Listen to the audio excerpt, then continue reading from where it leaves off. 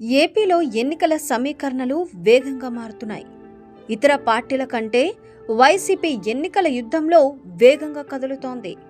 TDP, Janasena అభ్యర్థుల ఎంపిక ఇప్పటి వరకు ఓ కొలిక్కి రాలేదు. బీజేపీ నిర్ణయం కోసం ఈ రెండు పార్టీలు వేచి చూస్తున్నాయి. ఈ సమయంలోనే వైసీపీ అధినేత సీఎం జగన్ వేగంగా పావులు కదుపుతున్నారు. అయినా కాపు ఉద్యమ నేత ముద్రగడను తమ పార్టీలోకి తీసుకురావడానికి ప్రయత్నాలు చేస్తున్నారు. ముద్రగడ తొలుత వైసీపీలో చేరాలని భావించారు. అయితే జనసేన నుంచి 2 టికెట్లు ఆఫర్ రావడంతో ముద్రగడ పవన్ పార్టీ వైపు మొగ్గు చూపారు.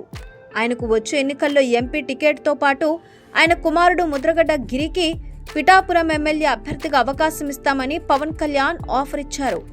దీంతో ఆయన జనసేనలో చేరాలని నిర్ణయించుకున్నారు. అయితే తరువాత రాజకీయ పరిణామాలు మారిపోవడంతో ఆయన తన మనసు మార్చుకున్నట్లు తెలుస్తోంది. తాజాగా అందుతున్న సమాచారం ప్రకారం జనసేనలో ముద్రగడ చేరిక ఆగిపోయింది. బీజేపీతో కలిసి పోటీ చేయడాన్ని ముద్రగడ వ్యతిరేకిస్తున్నారు. దీనికి తోడు కాపులకు సీఎం పదవిపై కూడా ఎటువంటి స్పష్టమైన హామీ దక్కకపోవడం కూడా ఓ కారణంగా తెలుస్తోంది. సీఎం పదవి షేరింగ్ ఉండకపోవచ్చని చెప్పడంతో ముద్రగడ అసంతృప్తి చెందినట్టు వార్తలొస్తున్నాయి.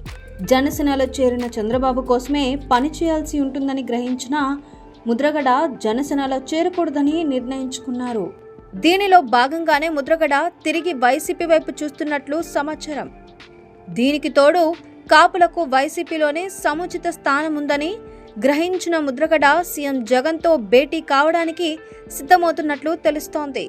బీజేపీ, టీడీపీ, జనసేన పొత్తు ప్రకటించగానే ఆయన పవన్ కళ్యాణ్కు షాక్ ఇస్తూ వైసీపీలో చేరడం ఖాయమనే సంకేతాలు అందుతున్నాయి.